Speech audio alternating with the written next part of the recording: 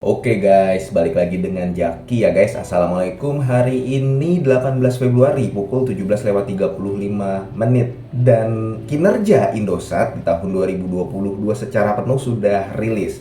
Hasilnya labanya meningkat drastis. Sebenarnya bukan meningkat drastis sih, memang sudah meningkat dari kuartal kedua tahun 2022 di mana si Indosat ini menjual saham dari SMT, Star One Mitra Telekomunikasi, ke Big Data Exchange yang ada di Singapura, sehingga memang di tahun 2022 kuartal kedua, kalau lu perhatikan nih guys, yang tadinya EPS-nya cuma 15, ya dia cuma mendapatkan untung 128 miliar per kuartal 1 2022. Di tahun 2022 kuartal 2 naik tiba-tiba menjadi 3,2 triliun. Dan lu juga bisa lihat di laporan keuangannya bahwa entitas anak si SMT itu yang tadinya ada asetnya menjadi tidak ada. Jadi gue memang memiliki beberapa teman ya guys. Gue terus terang gue kurang memahami apa yang dipikirkan oleh manajemen Indosat ini sehingga dia harus melepas kepemilikan dan kehilangan kendali atas SMT ini. Dan gue coba tanya teman gue ya yang bekerja di Indosat, memang kurang mengerti ya, karena gue juga ada keterbatasan, tidak memiliki akses ke petinggi Indosat ya guys ya. Barangkali lu ada yang memahami, bisa komen di bawah, nanti gue pin kalau memang penjelasannya masuk akal. Tapi yang jelas keuntungan Indosat yang besar itu hasil dari menjual SMT-nya itu sendiri dan berpotensi tidak terulang di kemudian hari. Karena gini guys, ada perusahaan yang memang menjual anak perusahaannya atau kehilangan kendali dari anak usahanya. Pertama bisa jadi karena dia melakukan efisiensi, ya, satu. Yang kedua bisa jadi karena memang perusahaannya ini trading juga. Jadi ada loh perusahaan yang trading, dia memiliki aset dijual ketika harganya sedang tinggi-tingginya.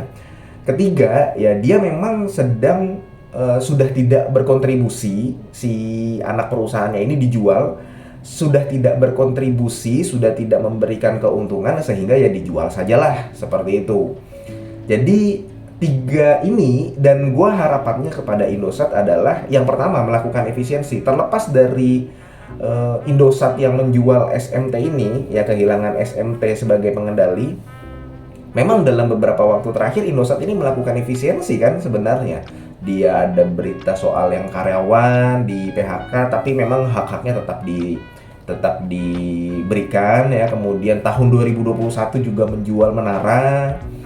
Kemudian ya ini ya SMT juga. Jadi memang belakangan ini Indosat melakukan efisiensi, dan gue tidak heran melihat yang mana hutangnya, rasio hutangnya juga besar. Dia ada hutang obligasi ya, memang yang paling besar liabilitas sewanya ya guys ya, tapi ya ada bunganya juga sebenarnya kan, dan ada beban keuangannya juga.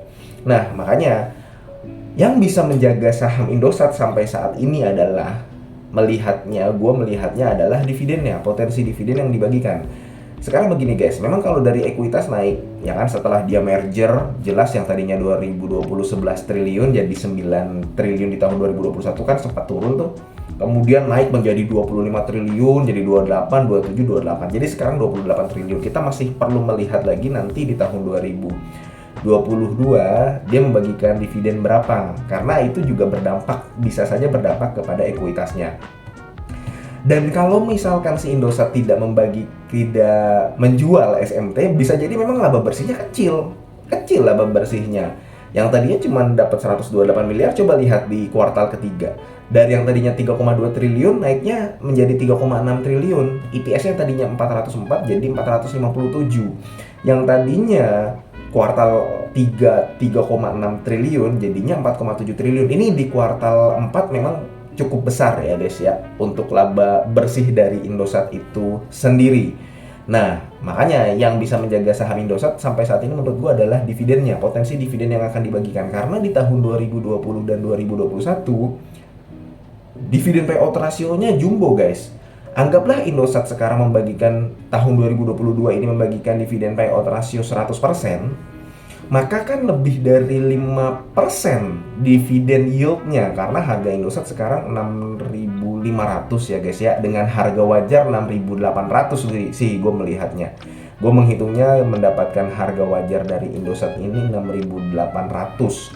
Harga Indosat saat ini di 6.500, berarti sebenarnya best buy-nya ya ini harga saat ini sudah tinggi kalau dilihat dari harga wajar dikurang margin of safety. Tapi kalau dilihat dari potensi dividen yang dia berpotensi membagikan 585 per lembar, kalau dividen payout rasionya 100%, maka di harga 6.500 ini sebenarnya saham Indosat itu bagus kalau melihat dari dividen yieldnya.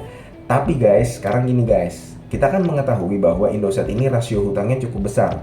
Lu bisa lihat di laporan keuangannya, dia ada hutang obligasi, hutang sewa, kemudian hutang bank yang tentunya berbunga. Cukup besar rasio hutang dari Indosat ini. Harapan gue sebenarnya Indosat ini tidak perlu membagikan dividen payout ratio terlalu jumbo untuk memperbaiki neracanya, sehingga nanti kedepannya masih ada harapan si Indosat ini bisa bangkit kembali, laba bersihnya bisa tinggi kembali. Itu sih yang gue harapkan sebenarnya dari Indosat. Karena terus terang guys, gue jarang sih guys masuk saham telco, telekomunikasi. Karena gini guys, baik Excel, baik Telkom, baik Indosat ya guys ya, katakanlah XL sama Indosat lah, biaya telekomunikasi itu sangat besar guys. Dan XL sama Indosat itu dua saham yang memiliki rasio hutang cukup besar. Rasio hutangnya cukup besar. Berbeda dengan perusahaan konstruksi. Gue kalau disuruh milih antara perusahaan konstruksi dengan perusahaan, ini ngobrol curhatan gue pribadi aja guys ya, perusahaan konstruksi dengan perusahaan telco, terus terang gue lebih memilih perusahaan konstruksi. Sama-sama memiliki hutang yang besar. Ya, konstruksi kan hutangnya gede-gede juga sebenarnya kan, dia butuh biaya banyak, berhutang, bikin konstruksinya, kemudian baru nanti dijual gitu kan. Untuk membuatnya itu kan butuh uang yang banyak ya, dari mana kalau bukan dari hutang, kemudian dari right issue juga. Nah, si perusahaan konstruksi gue lebih suka karena valuasinya murah-murah. Sedangkan kalau perusahaan telco, gue kurang suka karena valuasinya dibilang mahal nggak terlalu, tapi dibilang murah nggak nanggung jadinya. Jadi untuk mendapatkan potensi beggarnya itu kecil.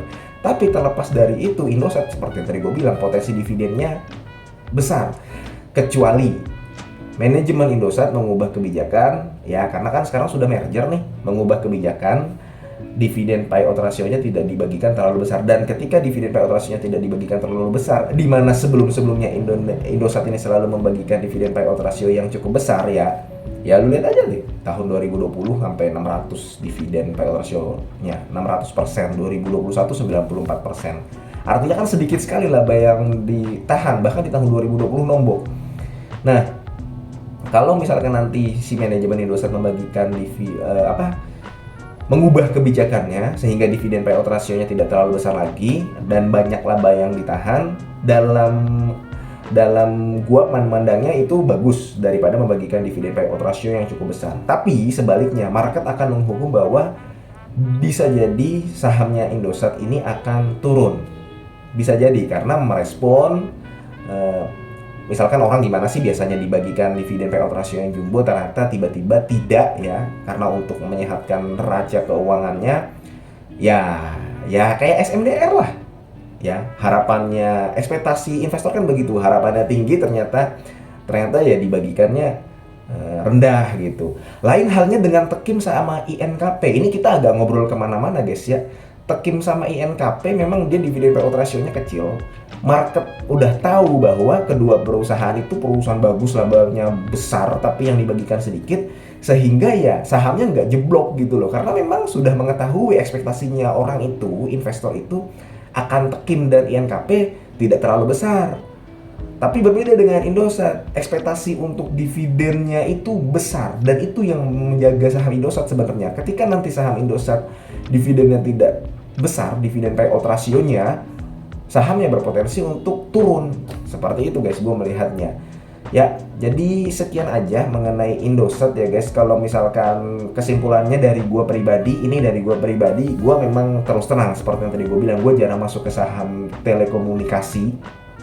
Jarang banget karena valuasinya nanggung dan khusus Indosat ketika dia tidak melakukan penjualan SMT ya, Star One Mitra Telekomunikasi ke BDX dan Big Data Exchange ya, ya nggak menarik sih ya. Karena kalau misalkan dia nggak ngejual ya labanya kecil gitu, gitu aja sebenarnya untuk Indosat. Jadi gue nggak akan masuk Indosat ya. Ini aja guys, mudah-mudahan video ini bermanfaat dan semoga lu sehat selalu sehingga kita bisa bertemu kembali di video-video selanjutnya. Ini bukan ajakan jual beli ya guys ya. Gue akhiri, wassalamualaikum warahmatullahi wabarakatuh.